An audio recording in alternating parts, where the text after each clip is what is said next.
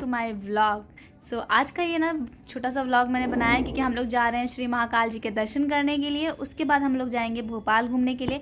तो ये trip actually हमने कम से कम बजट में प्लान किया है क्योंकि टू वेरी ऑनेस्ट बहुत गरीबी चल रही है और टिकट के लिए भी है ना मैंने क्रेडिट कार्ड का इस्तेमाल किया और इसमें कहते हुए मुझे बिल्कुल शर्म नहीं आ रही है और आनी भी नहीं चाहिए।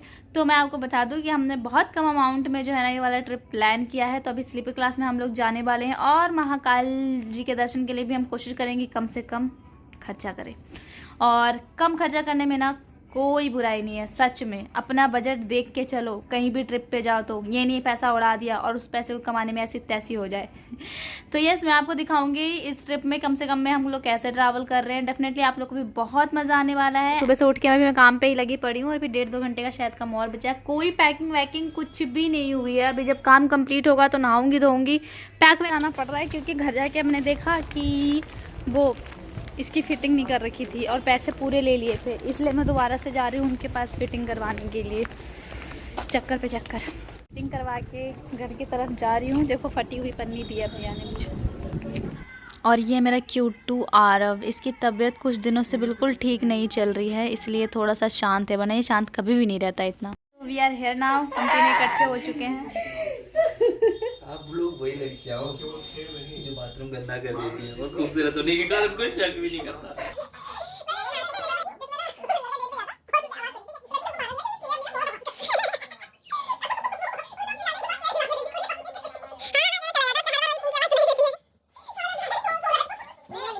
तो फाइनली हमारी कैब आ चुकी है और हम लोग न्यू दिल्ली रेलवे स्टेशन के लिए निकल चुके हैं। और ये जो कैब वाले भैया ने उन्होंने 90s के ऐसे ऐसे गाने चला रखे थे ना, मेरे दिल के आर पार ये खंजर हो रहा था। तो रेलवे स्टेशन अभी पहुंच चुके हैं न्यू दिल्ली का। और जो हमने टिकट करवाई थी ना वो स्लीपर क्लास में करवाई थी, जो कि हमें अराउंड 430 रुपीज़ का एक टिकट पड़ा था। यहाँ आने से पहले एक्चुअली मुझे बहुत डर लग रहा था क्योंकि कुंभ की अभी बहुत ज़्यादा रश है न्यू दिल्ली रेलवे स्टेशन पर। यहाँ पे कि मुझे थोड़ा अच्छा फील हुआ क्योंकि इतना रश यहाँ पे देखने को नहीं मिला। और ये आई हमारी लहपथ गामिनी। सो फाइनली हम लोग बैठ चुके हैं, अपना सामान वगैरह हमने अच्छे से शिफ्ट कर लिया है और रात के 9:30 बज चुके थे। तो जो घर से लेकर आए थे फटाफट उसे फिनिश किया। हमारे अगल बगल जो बैठे थे ना वो सारे केरला के थे, तो उनसे कम्युनिकेट करना बहुत मुश्किल था क्योंकि उन्हें हिंदी नहीं आती थी और हमें ऑब्वियसली उनकी लैंग्वेज समझ में नहीं आती थी। जब मैं सीट पर अपने बैठी तो मैंने देखा यार चांद इतना अच्छा लग रहा था, इतना प्यारा लग रहा था, मज़ा आ गया। इसलिए मैंने सीट ना एक्सचेंज करी थी, मेरी लोअर बर्थ थी तो मैंने मिडिल बर्थ से एक्सचेंज कर लिया। लिखे दीज टू गरीब।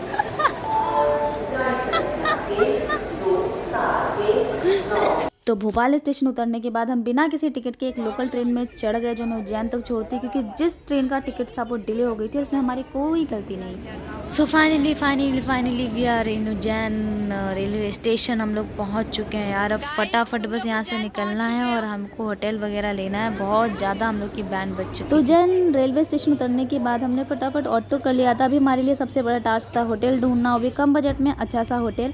तो हमारा ऑटो निकल चुका है भ्रमण पे, होटल ढूंढने के भ्रमण पे। तो होपफुली हमें मिल जाए। लो बजट ट्रिप है गाइस, इसलिए हम आपको लो से लो बजट में दिखाएंगे।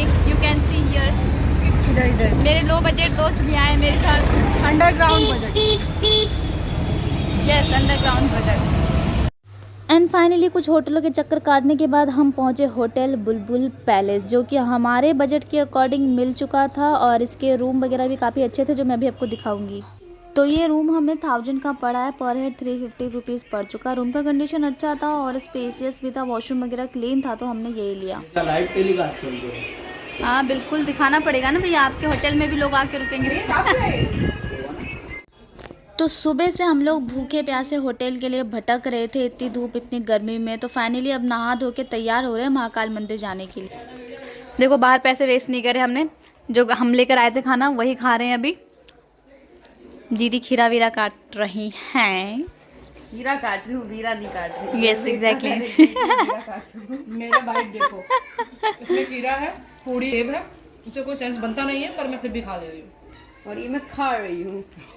सही बात है, इसमें सेब है, रोटी है, आलू की भुजिया है, अजवाइन की पूड़ियाँ हैं, खीरे हैं और ये सब मिक्स करके हमने सोचा है कि हम किसी 5 स्टार होटल में खा रहे हैं, ऐसी फीलिंग आ रही है।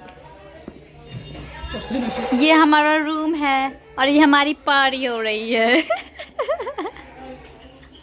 We are ready for temple. हम जा रहे हैं महाकाल जी के दर्शन करने के लिए। देख लीजिए इन पापा की परियों को, रातों रात ये इतना वायरल हो चुके हैं कि हर न्यूज़ चैनल, हर अखबार में बस यही 3 चेहरे आपको देखने को मिल रहे होंगे। तो जो होटल हमने बुक किया था ना, वहाँ पे ये कॉरिडोर का रास्ता मुश्किल से 2 मिनट का भी वॉक इन है, तो हम लोग वॉक इन ही निकल गए थे। कॉरिडोर में एंट्री लेते ही बैक साइड से देखो एक कितना बड़ा शिवलिंग देखने को मिला। शिवलिंग से ही इन्होंने बड़ा सा शिवलिंग बनाया हुआ है। तो हमें कोई ऑटो नहीं बुक करना पड़ा क्योंकि हमने कॉरिडोर के साइड ही रूम लिया था। और ये हम महाकाल जी के मंदिर में एंट्री ले चुके हैं। ये पीछे का पूरा नज़ारा जो आप देख रहे हो ना, ये कॉरिडोर का नज़ारा है। तो ये कॉरिडोर के पीछे वाले रास्ते से अंदर जाते ही आपको सबसे पहले तो गणेश जी के दर्शन करने को मिल जाएंगे। बहुत बड़े गणेश जी की मूर्ति है। तो गणेश जी के सामने ही आपको बहुत बड़े से नंदी द्वार दिखाई देंगे। इनको नंदी द्वार के नाम से जाना जाता है। तो हम लोगों ने एंट्री ली। वाकई बहुत गर्मी है आज। तो बस हम लोग तेज़ कदमों से अंदर की तरफ जाने लगे क्योंकि सबसे पहले हमें बाबा के दर्शन करने थे, उसके बाद हम कॉरिडोर घूमते, क्योंकि यहाँ पे ऑब्वियसली बहुत धूप हो रही थी तो हमें सबसे पहले दर्शन ही करने थे बाबा के। मेन महाकाल मंदिर में एंट्री लेने से पहले आप यहाँ पर अपने जूते चप्पल उतार सकते हैं। तो लाइन थी, ऑब्वियसली बहुत भीड़ नहीं थी आज क्योंकि कुंभ में सारी भीड़ जा रही है, तो यहाँ इतनी भीड़ नहीं है। तो हम लोग लाइन में लग गए और लगभग 10 मिनट में ही हमें बाबा के दर्शन हो गए थे काफ़ी अच्छी तरीके से। अंदर का मैंने कोई व्लॉग नहीं बनाया क्योंकि अंदर मैं सिर्फ दर्शन के लिए गई थी, तो फ़ोन मैंने अपने पॉकेट में डाल लिया था। तो हम लोगों ने दर्शन कर लिए हैं महाकाल बाबा के और बहुत अच्छे से दर्शन हुए आज। सच में दिल खुश हो गया। अंदर की मैंने कोई वीडियो नहीं बनाई क्योंकि अंदर मैं सिर्फ दर्शन के लिए गई थी। बाहर कॉरिडोर का मैं अभी वीडियो बनाऊंगी, आप लोग को दिखाऊंगी। तो कॉरिडोर में ना फ्लावरिंग बहुत अच्छी कर रखी है। और जैसा मैंने बताया था कि गर्मी बहुत ज़्यादा, आप देखो चिलमिलाता सा सूरज। तो महाकाल टेम्पल के बारे में जो बचपन से मैंने स्टोरी सुनी थी वो कुछ यूँ है कि उज्जैन में महाकाल मंदिर बहुत ही मतलब पौराणिक है। इस मंदिर को लेकर ऐसी मान्यता है कि भगवान शिव ने यहाँ दूषण नामक राक्षस का वध किया था और अपने भक्तों की रक्षा की थी, जिसके बाद भक्तों के निवेदन के बाद भोले बाबा यहाँ आए थे, मतलब विराजमान हुए थे। और यह मंदिर शिव के 12 ज्योतिर्लिंगों में से शायद नहीं, हाँ, तीसरा ज्योतिर्लिंग है। तो छोटी सी स्टोरी, उज्जैन नगरी शिप्रा नदी के तट पर बनी हुई है। इससे पहले उज्जैनी और अवंतिका के नाम से भी जाना जाता था। इस पर प्रख्यात राजा विक्रमादित्य राज्य करते थे। तो let me tell you something about corridor जो मुझे पता है। लगभग इस कॉरिडोर को 900 मीटर लंबी और 35 फीट ऊंची दीवार से कवर किया गया है और इसे खूबसूरती देने के लिए 900 मीटर लंबी म्यूरल वाल का स्वरूप देकर लगभग 54 अलग अलग शिव कथाओं को म्यूरल के माध्यम से उकेरा गया है। पूरे महाकाल कॉरिडोर में भगवान शिव से जुड़े अलग अलग प्रसंगों को बहुत ही खूबसूरत तरीके से उकेरा गया है, बहुत ही खूबसूरत तरीके से बताया गया है। सेकेंडली कहा जा रहा है कि उज्जैन में बन रहे कॉरिडोर का जो आकार है वो काशी विश्वनाथ मंदिर से ही बड़ा है, क्योंकि कॉरिडोर में शिव तांडव स्त्रोत, शिव विवाह, महाकालेश्वर वाटिका, महाकालेश्वर मार्ग, शिव अवतार वाटिका, प्रवचन हॉल, गणेश विद्यालय, काफ़ी कुछ ऐसा है जो यहाँ पे बनाए जा रहे हैं, इनफैक्ट बन चुके हैं। और प्रसाद आदि खरीदने के लिए भी आप है ना, आपको यही इसी परिसर में दुकानें वगैरह भी मिल जाएंगी। कॉरिडोर का जो ये वाला पार्ट है ना, ये सबसे ज़्यादा सुकून वाला पार्ट है। वैसे तो पूरा कॉरिडोर ही अपने आप में शांति देने वाली जगह है, बट स्पेशली ये वाली जो जगह है ना, इतनी शांति है यहाँ पे। और यहाँ पे जो सप्त ऋषि हैं हमारे, उनके बारे में बताया गया है। और ये जो आपको दिख रहा है ना, ये एक्चुअली महादेव के जो रुद्र रूप थे उनके बारे में भी यहाँ पे बताया गया है। महादेव के जितने भी रूप हैं उनके बारे में यहाँ पे बताया गया है। बहुत ज़्यादा गर्मी है, धूप है, पानी वानी पी सकते हो। ये 2 पुण्यात्मा, इन दोनों की तबीयत ख़राब हो गई है। और यहाँ से आपको बहुत ही प्यारा नज़ारा देखने को मिलेगा। जैसा कि अभी सब जानते हैं कि ये जो मंदिर है वो शिप्रा नदी से घिरे हुए हैं। और ये देख रहे हो ना आप, ये शिप्रा नदी का ही नज़ारा है जो यहाँ से देखने को मिलता है। इतनी पीसफुल जगह है, इतनी ठंडी हवा चल रही थी यहाँ पे। मतलब अगर देखा जाए ना, तो प्रकृति जब अपने आप पे आती है तो वो अपने आप को बहुत अच्छे से हील कर लेती है। वो तो हम ही लोग हैं जिन्होंने प्रकृति के साथ खिलवाड़ किया है और उनको इतना गंदा करके रखा हुआ है। तो कॉरिडोर में ही ये खाने पीने का भी एक एरिया बना दिया है जहाँ पे आपको मैगी, चाय, बर्गर, मतलब काफ़ी जो चाइनीज़ फूड है और इंडियन फूड भी काफ़ी ऑप्शन मिल जाएंगे खाने के लिए। इन 2 गरीबों पे मुझे बहुत दया आ रही थी, तो इन दोनों के लिए मैंने मैगी लिया। अब ये खा रहे हैं। खाओ और खाओ।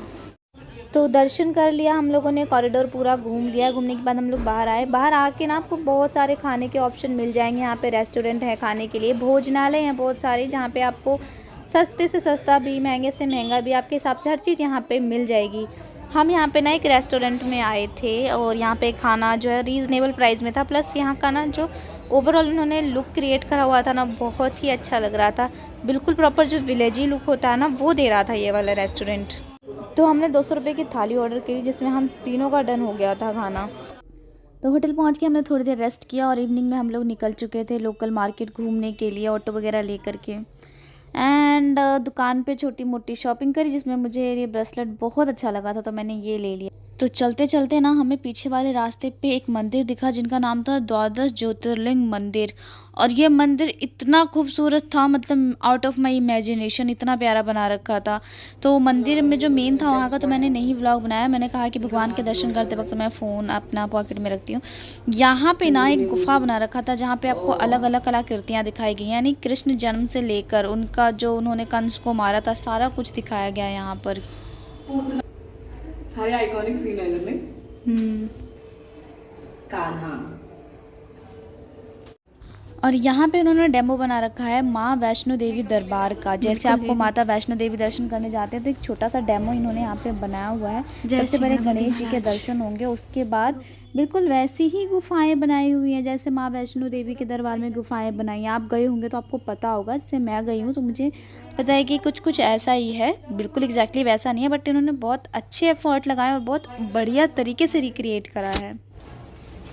देखो कितना है बढ़िया बना हुआ।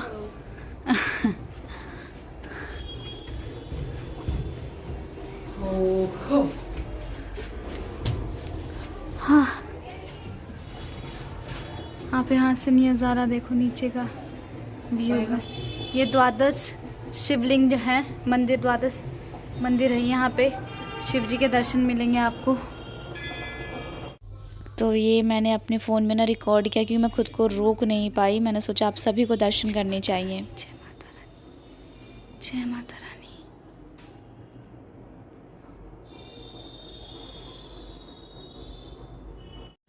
सो this is the outer look of temple. You can read out the name from here. And जब भी आप यहाँ पे आने का सोचो तो आप किसी भी ऑटो वाले या रिक्शे वाले को बोलो तो वो आपको यहाँ तक ड्रॉप कर देगा। So that's it for today. कल हम भोपाल सिटी जा रहे हैं, जिसका मैं दूसरा ब्लॉग बनाऊंगी जो कि चैनल पर संडे को आ जाएगा। और अगर आपको वीडियो पसंद आई तो लाइक शेयर सब्सक्राइब।